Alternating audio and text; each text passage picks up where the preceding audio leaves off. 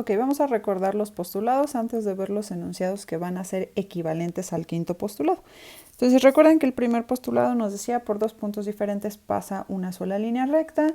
El segundo es que toda recta es prolongable tanto como se quiera en cualquiera de sus dos direcciones. El tercero que hay una sola circunferencia con un centro y radio dados. El cuarto que todos los ángulos rectos son iguales. Y el quinto nos decía si dos rectas coplanares A y B son cortadas por una tercera, R, formando ángulos colaterales internos alfa y beta que suman menos de dos ángulos rectos, entonces las dos rectas se cortan en el semiplano que tiene por borde la tercera y contiene a alfa y beta. Y yo les preguntaba qué diferencias veían entre los primeros cuatro y el quinto postulado. Y la diferencia más grande que van a ver es que el quinto postulado ya tiene una condicional.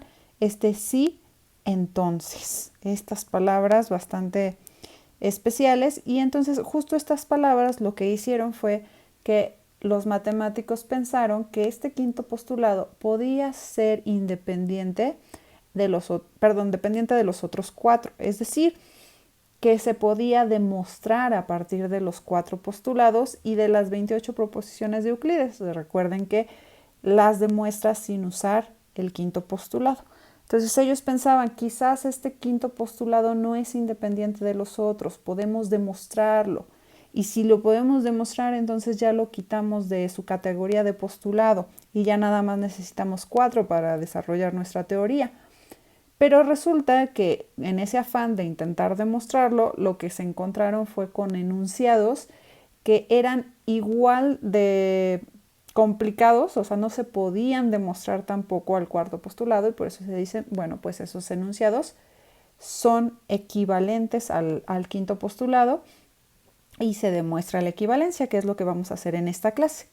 Ahora, por otro lado, como no podían demostrarlo de manera directa, pues muchos dijeron vamos a negarlo, y entonces lo que hacían es negar, y se dieron cuenta que el negarlo tampoco les llevaba una contradicción, de hecho hacían teoría. Vamos a hablar un poco de ello más adelante cuando tengamos un resultado, sobre todo que es el que más se usa como el quinto postulado.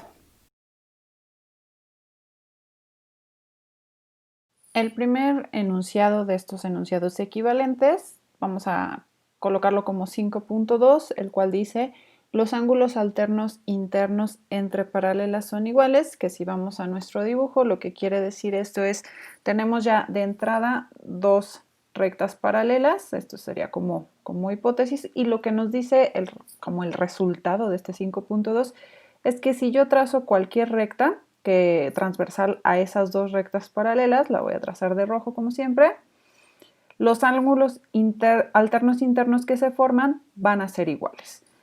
Esto es el recíproco de la proposición 27, la última que demostramos en la clase 1. Este es el recíproco. Acuérdense, en la 27 lo que nos decía es si una recta transversal a otras dos forma ángulos alternos internos iguales, entonces las rectas son paralelas.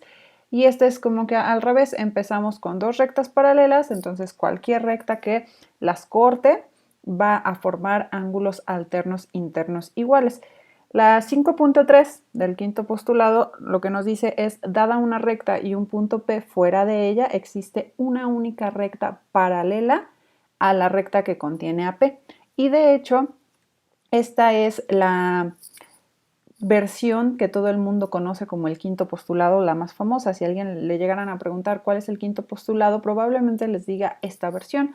¿Qué es lo que quiere decir? Tengo una recta, un punto que no vive en esa recta P, entonces lo que asegura esta versión es que va a existir una recta que es paralela a la recta negra y que pasa por P, y además esa recta roja es única, es la única paralela a la recta negra que pasa por P.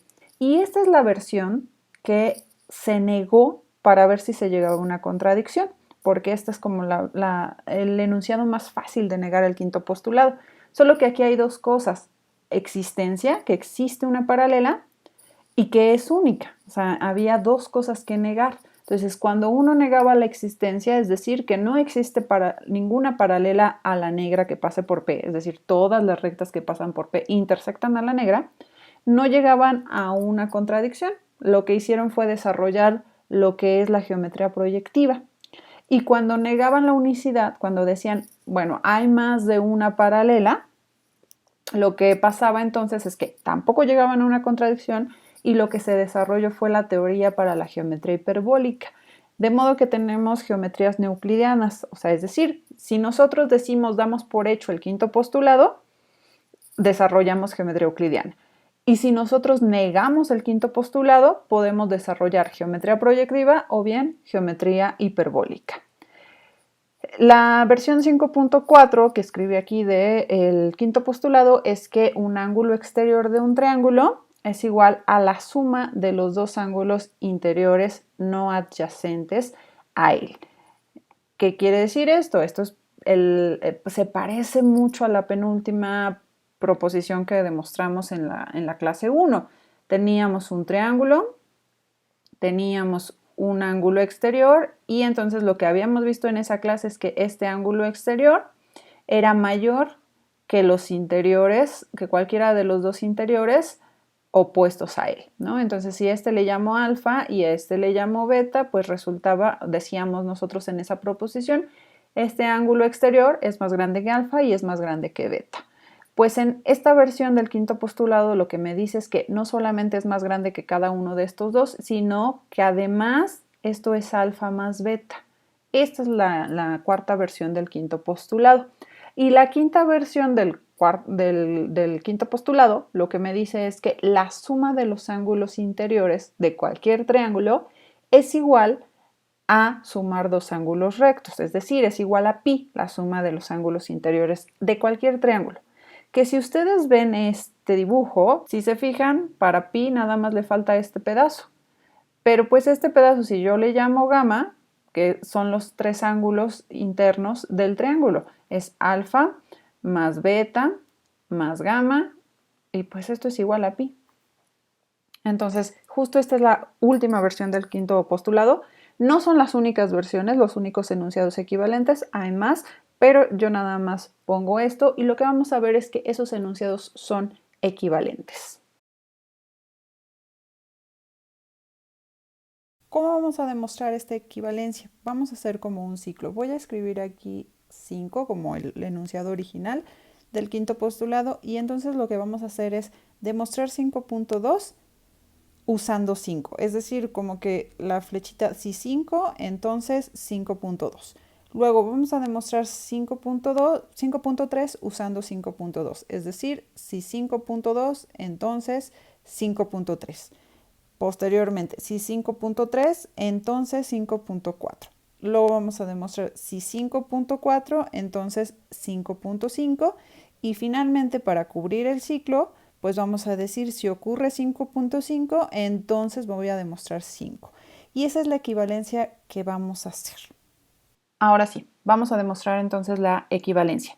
Nuestra proposición lo que nos dice es los enunciados 5, 5.2, 5.3, 5.4 y 5.5 son equivalentes. Entonces vamos a hacer el ciclo del que hablábamos. Lo primero que vamos a demostrar es que si 5 es verdad, entonces vamos a demostrar 5.2. 5.2 les recuerdo, decía, los ángulos alternos internos entre paralelas son iguales. Escribimos entonces nuestra hipótesis, vamos a decir sean A y B dos rectas paralelas, esa es hipótesis, R una transversal a ellas y alfa y beta los ángulos alternos internos que forman. Vamos a nuestro dibujo. Entonces en nuestro dibujo tenemos dos rectas paralelas, A y B. Entonces voy a dibujar A y vamos a dibujar una recta B y una tercera que las corta, la vamos a escribir, a dibujar de rojo. Y los ángulos alternos internos que forma vamos a dibujarlos de azul, entonces este va a ser alfa y a este vamos a llamarlo beta. ¿Qué queremos demostrar? Pues que alfa y beta son iguales, lo escribimos. Queremos demostrar que alfa es igual a beta. Ok, regresamos al dibujo. Vamos a denotar por gamma, lo voy a pintar de verde, entonces este ángulo le voy a llamar gamma, que si ustedes se fijan como está en una recta, pues este ángulo gamma no hay de otra más que sea pi menos alfa, que de hecho también a alfa lo puedo poner como pi menos gamma, ¿no? Esto también lo podemos ver como pi menos gamma. Y de este lado, este ángulo que está aquí, pues también resulta ser pi menos beta, perdón, ¿no? Porque si todo esto es pi, entonces esto es pi menos beta. A beta también lo puedo poner como pi menos lo que está aquí, pero ahorita no lo escribo, tal vez no lo vamos a usar, vamos a ver más adelante. Entonces, pero este gamma, pues sí lo voy a denotar como ese ángulo como gamma, y acuérdense que es pi menos alfa. Entonces vamos a escribirlo. Entonces lo que escribí fue denotamos gamma igual a pi menos alfa. Y entonces vamos a tener tres casos. Que gamma más beta sea menor que pi, o que gamma más beta sea mayor que pi, o bien que gamma más beta sea igual a pi. Que a nosotros lo que nos gustaría mucho es que gamma más beta sea igual a pi, porque eso implica ya de inmediato que alfa y beta tienen que ser iguales. ¿Ok? Vamos a ver qué pasa en los primeros dos casos. Entonces vamos a regresar al dibujo. Supongamos que gamma más beta, entonces déjenme tomar el negro, y vamos a suponer que gamma más beta es menor que pi. Entonces estamos en este caso, digamos, este es el caso 1. Pero ¿qué sucede con esto? Pues el quinto postulado me dice, mira, si tú tienes que esos ángulos colaterales internos suman menos que pi, entonces tus rectas se van a intersectar de ese lado. Eso es lo que me dice el quinto postulado. Si se intersectan de este lado, entonces quiere decir que mis rectas no eran paralelas, y eso es una contradicción porque la hipótesis es, no, sí, tus rectas son paralelas. Entonces, no pueden existir paralelas que se intersecten, eso es, contradice la definición. Entonces, este caso no puede ser. Vamos con el siguiente caso. El siguiente caso, pues es suponer, déjenme borrar toda esta parte, nada más si escribo mi contradicción para decir este caso no se puede. Y vamos con el caso 2. El caso 2 es suponer que gamma más beta es mayor que pi. ¿Qué sucede si gamma más beta es mayor que pi? Entonces vamos a ver este dibujo. Voy a sumar quién es alfa más pi menos beta, o sea, voy a sumar este ángulo que aparece aquí con este ángulo. Vamos a ver cuánto es eso. Entonces vamos a poner alfa más pi menos beta. Ah, pero yo sé que alfa es igual a pi menos gamma. Entonces voy a sustituir pi menos gamma menos beta. Y me faltó el pi. Entonces ponemos más pi. Aquí está pi. Eso me faltó. Y entonces esto es igual a pi. De hecho van a ser 2pi, este pi y este pi. Entonces vamos a tener 2pi menos gamma menos beta. Voy a factorizar este menos, entonces tenemos 2pi menos gamma menos beta, perdón, más beta. Factoricé el menos. Entonces ahora, como estoy suponiendo que gamma más beta es mayor que pi, si yo multiplico por menos toda esta desigualdad, pues se voltea la desigualdad, es decir, voy a tener que menos gamma más beta va a ser menor que menos pi. Ah, pues entonces, si yo le sumo a esto 2pi, pues no se altera, la desigualdad permanece igual. Entonces voy a poner 2pi menos gamma más beta va a ser menor que 2pi menos pi.